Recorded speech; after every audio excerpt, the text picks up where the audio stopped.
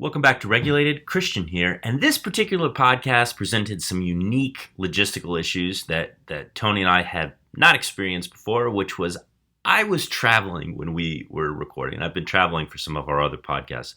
This particular time, because of some logistical issues, I ended up having to record my side of the podcast in the lobby of a Jamaican hotel. Now, you could literally hear at some points this group of children who are playing the trumpet or learning to play the trumpet in like an adjacent room. You can also hear some of the hotel staff moving in and out, but there just literally was nowhere else at the time that we would record this pod. And because of some cool stuff that the Department of Health did in the last few weeks, and because of some developments with the constitutional amendments in Florida, Tony and I really wanted to get a pod out and recorded. So it is what it is. There are a few audio issues in the background. I think overall it's not that big of a deal, and we touched on it in the podcast. But going into it, this is a live on location podcast that I recorded with Tony. So there you will hear some of the hustle and bustles of a Jamaican hotel room in the background. As always, thank you so much for listening. It's been a great 2019 for the Regulated Pod. It's been very cool getting positive feedback from you all and watching the pod grow. And, you know, Tony's been to several conferences where people have actually come up to him and tell him that they're fans of the show and that they've enjoyed it, which is just so cool. And so please keep that feedback coming. You can hit either Tony or myself up on Twitter. Regulated Pod, the show also has a Twitter feed. We have an email which is regulatedpod@gmail.com. We always love receiving feedback, show suggestions, what have you. So with that, on to the live broadcast from Jacksonville, Florida and Jamaica. Regulated. 1, 2, 3, 4.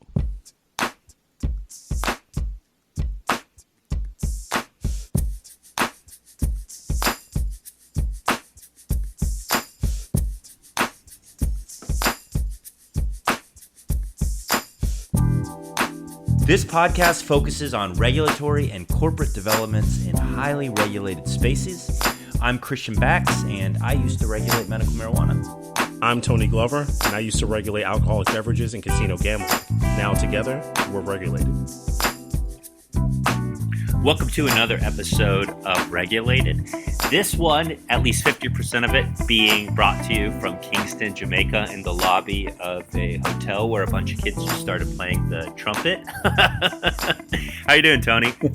I'm doing great. You know, it's great to be with a world traveler like Christian Bax. Over the past several weeks, you've been in Jamaica, and where else? So I was in Las Vegas this last week for the big MJP Con, which is the big national trade show for the cannabis industry. And I gotta say, that was absolutely fascinating to me. Have you ever been to a cannabis trade show before? No. So this one, MJP Con, is by far the biggest. It's got 35,000 attendees annually. This one was no exception. It's gigantic. And the takeaways though from the conference were super interesting. I'd say, first, it was kind of disappointing because it was the least weird cannabis event I've been to ever. And it's like super corporate, and everyone looked very like there were a lot of sweater vests, and it definitely feels like the industry is really transitioning into to having a very corporate feel. Because I've never been to a cannabis conference that was that kind of straight-laced before. And if you're wondering, listeners at home, why there's a subtle breeze blowing through the microphone, it's because Christian is on a beautiful balcony in Jamaica. Yeah, because of the kids playing trumpet. So I'm going to go back and post. I'm going to try to remove as much of the breeze as I can, but you get what you get. Well, Christian, before we jump into some of the rulemaking activity from this week and last week, what can you tell me about the Regulate Florida push for a constitutional amendment? Well, it's done. There's no more Regulate Florida, at least for the 2020 cycle, which is significant because that means that Make It Legal Florida is the only game in town, and it's the only referendum that's going to have a chance to get on the ballot. And, credit to credit to Florida politics for this, because they had an article last week that you and I talked about just privately, and I actually tweeted at the author about that, and I was kind of shocked with how like aggressively they just predicted that Regulate Florida was not going to get on the ballot. And you heard privately people would speculate, but I hadn't seen a journalist actually just flat out say this is not going to happen. Right. And of course, credit to them, because a week later Regulate Florida publicly announced to everyone that they just weren't going to get it across the finish line.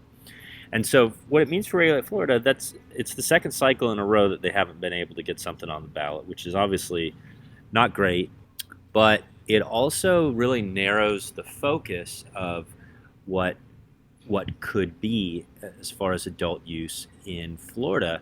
And it sets up the scenario where voters, if the Make It Legal Florida get on the ballot, are basically going to have one system to choose from rather than two, right? So Regulate Florida would have allowed for an unstacked model. So, you could get licenses for cultivation, for processing, for dispensing. It was going to be regulated by DBPR. There was going to be a provision for home grow. Make It Legal Florida is just saying we're going to take Florida's existing program and with medical marijuana treatment centers, and those entities will have the sole right to sell into an adult use market with no home grow. So one of the things I've heard that people in the industry are kind of talking to each other about is, okay, so there's no more Regulate Florida. Do the true believers, does the cannabis advocate constituency, do they get behind Make It Legal Florida? And I'm at this point, I tend to think yes, but there's some people who are really unhappy that there's no home grow provision within the Make It Legal Florida language. Well, my perspective is, I would love to see all these activists work together on this, because I think it's an important issue for Floridians to consider. But I understand that there's some policy-based and maybe some personality-based differences between the groups, given the fact that there were 3 different groups working in kind of a confined space with slightly different proposals on tab. But it will be interesting to see. I think where the gap in enthusiasm will be is perhaps on the activism level. With a more corporate approach, you may not have all the volunteers on the ground necessarily over the summer and in November, but I think you'll see the same sort of turnout effects. And in the voting booth, I think people are still, if they're for adult use cannabis in Florida, they're not going to lodge a protest vote no just because their preferred amendment didn't make it to a ballot. At least I hope they wouldn't.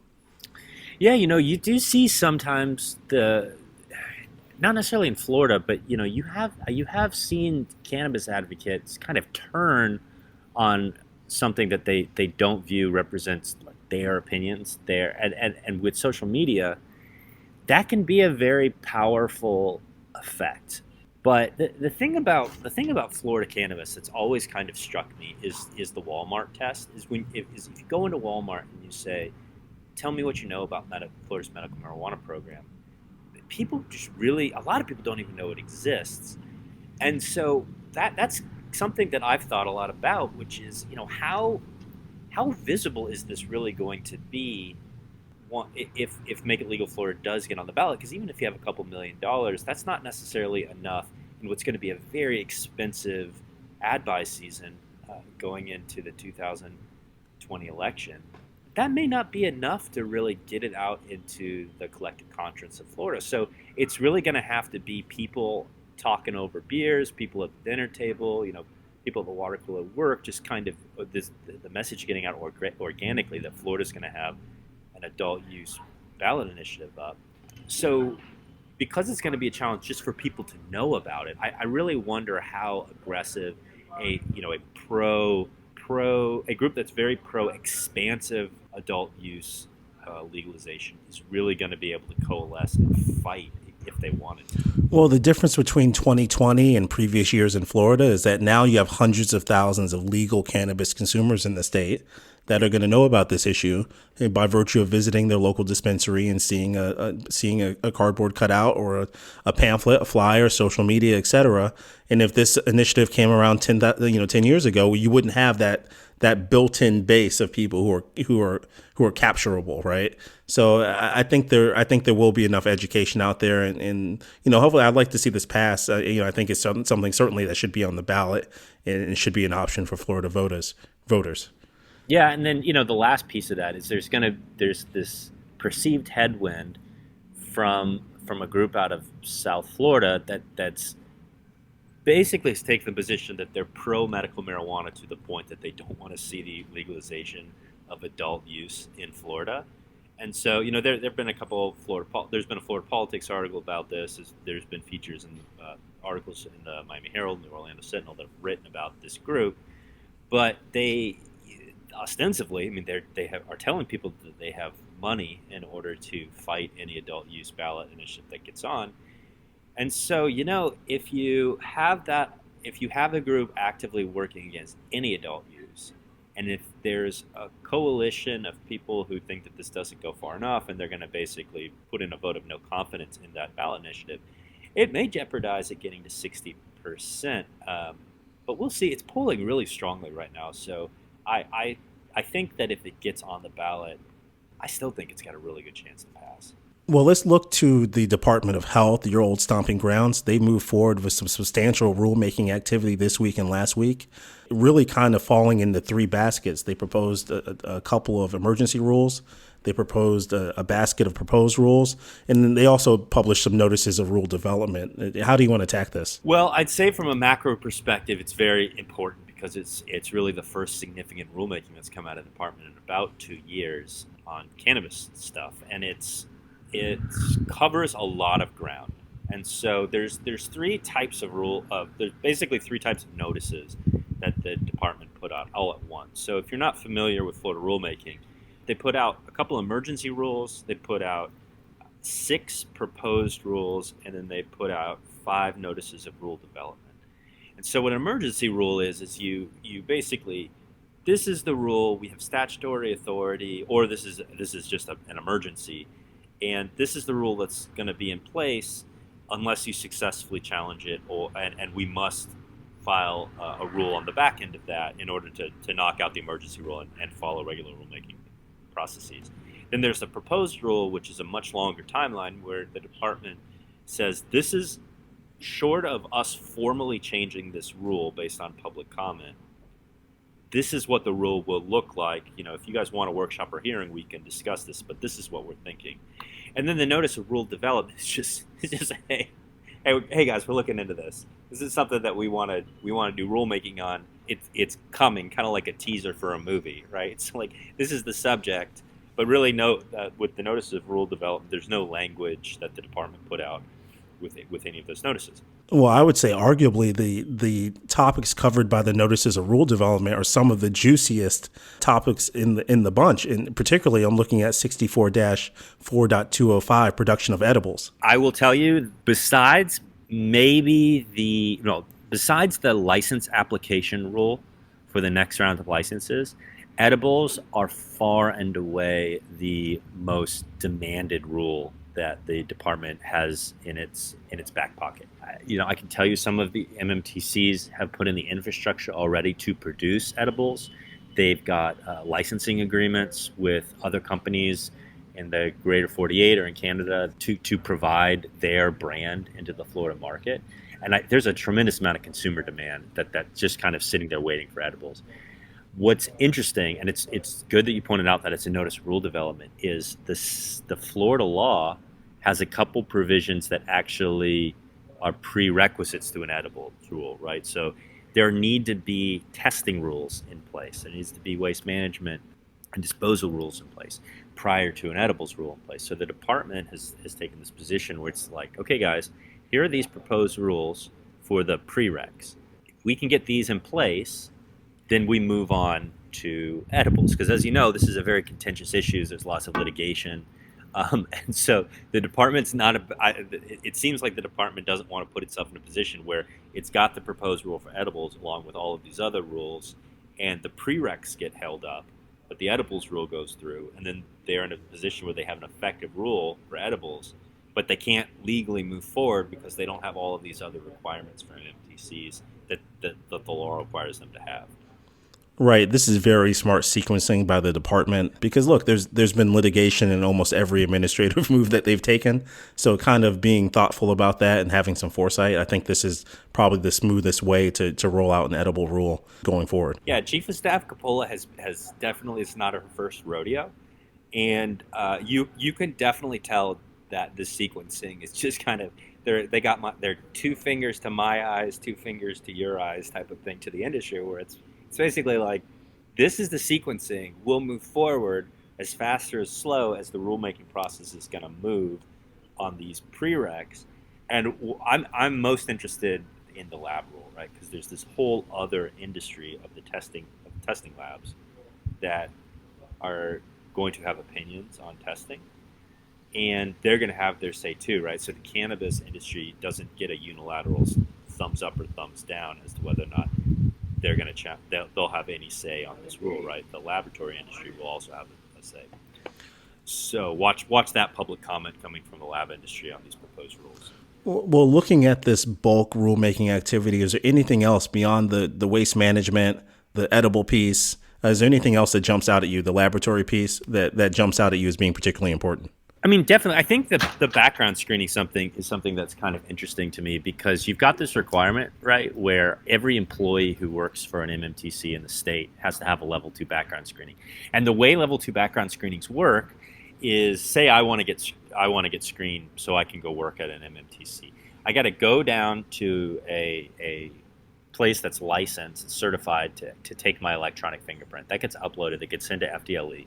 FDLE then transmits that to the department. An actual person from the department has to look at those results from FDLE and tell that person whether they pass or they need more information. And so if you have stuff in your record that could be a potential denial, they've got to write you a letter. You've got to write them back. So what you have is this whole back end administrative process that complicates a private sector approach, which is like, I want to hire you. Let's go ahead and get you onboarded, get you started, or at least give you some type of formal agreement that says you're an employee of this MMTC. But legally now, and the department has clarified this with this rule, you cannot do that until the department writes you a letter. So you could very well be in a situation where you're just going to have to, in good faith, say, look, man, you interviewed well. We'd like to have you. You need to do this background screening.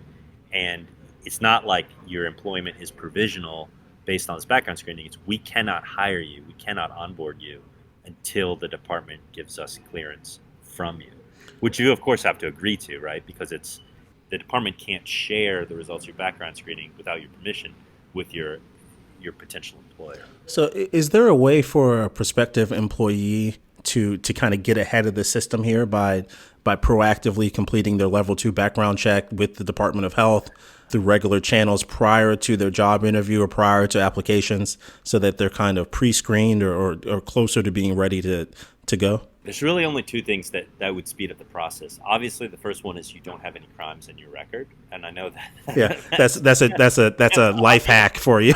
I'd say that speeds up just about every employment application. Don't be a felon. But then the other one would be that you've already worked for another MMTC and you've got that letter from the department saying that you're cleared. But other than that, no, because what you've got now is the ORI number, the number that you have to tell the fingerprint agency to input, which triggers that information being sent to the Department of Health, is public record. It's in rule, right? So people have tried to do that. But of course, anytime the department accepts or denies basically an application, anytime that they say, yeah, you're cleared or you're not cleared, it's agency action. And so the department historically has not really wanted to do agency action on a bunch of prospective employees that don't really have a home yet, because anyone they deny can challenge that. There's really no purpose for them to approve or deny if you're not working in an MMTC. So for that reason, you really have to be going down that road. The MMTC basically has to almost sponsor you in order to get a clearance letter from the department. Well, look, as many regulatory attorneys in Tallahassee that have cannabis clients who also work with other occupational license industries, I wouldn't be surprised if you see some some pushback on this from the industry. Just thinking of ways to make that onboarding process smoother, and looking at models from down Blairstone at DBPR and in other parts of DOH for ways to do that. So I wouldn't be surprised if there's some smoothing that happens, if that's a word. I wouldn't be surprised if they smooth out this process a little bit through the rulemaking process. So it'll be interesting to watch. Yeah, it will be. I'd say right now it's pretty efficient coming from the department. Like those records get transmitted pretty quickly. But yeah, I mean, I think with anything else in regulatory world of cannabis, no matter how good a job the department's doing, they're always going to want to improve. So I would agree with that. I'm sure that they'll take whatever efforts they can to streamline what they're doing. Well, I just want to underscore how big a deal this is. I mean, to have this volume of rules published, proposed rules, emergency rules, and the notices of rule development published over more than one day in just a week is pretty shocking to me when I woke up in the morning and saw the email from the Florida Administrative Register. So, I think this is significant. It means that the department is looking to move forward, right? And that they're thinking proactively about some of these provisions like renewals and really getting in the weeds. And I think based on my review of this language and some of the direction that they're going, that this is all positive in terms of how smooth the process can be for the industry and for participants in the industry. Right. And I think a lot of people who are watching this are looking at it. And basically the thinking is nobody's sure what, but it seems like something has clicked, right? Because there's a reason all of these things come out as a batch. Like there was significant planning and decision making that went into that. And, I can't speak to the reason for why that happened, but the fact just empirically that all of this stuff is out and it's the first really big step the department's taking in promulgating new rules in a little while. I think it signals that whatever the process that needed to be in place, whatever that plan was that needed to get green lit, no matter how high up the chain that goes, that whoever that had needed to sign off has signed off, and now the OMMU has they seem like they have the green light to go ahead and get these rules out, which is awesome. Well, I can give you a reason, Christian, and it's pure speculation on my part. Okay. Please, let's see it. Let's speculate. Here's my reason. We're recording this on December 18th, 2019. The legislative session is just a few weeks away. And if I was running DOH or running the Office of Medical Marijuana Use, I would sure hate to go testify before the legislature with the cloud of potential rulemaking hanging above me. So you're in a much better, but much more comfortable position going to chat with our friends in the legislature with these proposed rules and other rulemaking activity having been published and starting to move down the process. So I think, let's not forget about the pressure of the legislative session kind of weighing on this. But again, that's speculation on my point. But I know that DOH, the folks that have to testify are certainly going to probably get a kinder reception at the legislature this year with this activity behind them. I think so too. I think that that's a very good point, and it's certainly easier to go in front of the legislature with rules than without them. So, but ultimately credit to the department for getting this done, getting this process moving. And, we're going to be following up. There's going to be some interesting stuff, I think, happening with the legislature, not necessarily with licensing, but the House has been very active with the speakers they brought in, who have not been, with the exception of Andrew Friedman, most of the speakers they brought in have not been particularly, shall we say, positive about broader cannabis legalization. And Senator Galvano made some comments earlier that, the whole concept of THC caps, which seems to be where the House is leaning, he's open to it. So we'll be following that issue. We'll be following any testimony the Department of Health is going to be providing moving forward. Well, Christian, if I could, I am a legislative lobbyist, so I should probably be more cautious than I'm about to be. But I'll just tell you right now, I'll be frank, and maybe we'll edit this out later in post-production. But to be 100% candid about this, THC caps on flower is a stupid idea from a policy standpoint and from a political standpoint. So I'd hate to see that actually get some traction. It's another bad idea from the Florida House. And you can tell them I said it. Yeah, it seems like in an election year, it just seems kind of crazy to engage on something where, every lobbyist in Tallahassee has a cannabis client. The advocacy for cannabis is very strong. To go down that road in an election year with something that's really not going to have payback to your base and is going to be exhausting to deal with the advocacy and every lobbyist down wanting to pitch you on a different angle on that law. And if you open up 381-986 to change THC caps, who knows what else people could try to tack onto that bill. So it just seems like a nightmare. I still don't understand the rationale of doing that this year. Well, Christian, I know you have to get on the Concorde to Paris or Milan, but can you, before you go, do you have any shout outs this week? And right there, the internet connection for our podcast recording went out on me back in the Jamaican hotel, and I lost Tony, and Tony lost me. And so what I was going to say was my shout out of the week goes to a gentleman named Chris Ferguson, who is the new director for the Office of Medical Marijuana Use. He's an outstanding guy. The department, the Surgeon General, Chief of Staff Coppola made a great choice with Chris Ferguson. I had a chance to work with him when he was with Medical Quality Assurance. He's also of the Department of Health. He's going to do an absolutely phenomenal job. I'm very excited to see where he takes the OMMU. And so with that, that's the conclusion of our podcast for the week. Because Tony got cut off, he did not get his shout out in. We'll give him 2 shout outs during our next recording. Thank you as always for listening. Sorry for any audio quality issues. As always, you can find Tony at Glover Law on Twitter. You can find me at Christian Bax. And you can always email regulatedpod@gmail.com if you have any show suggestions or ideas. Thank you again for listening, and we will talk to you again next week. As always, stay compliant.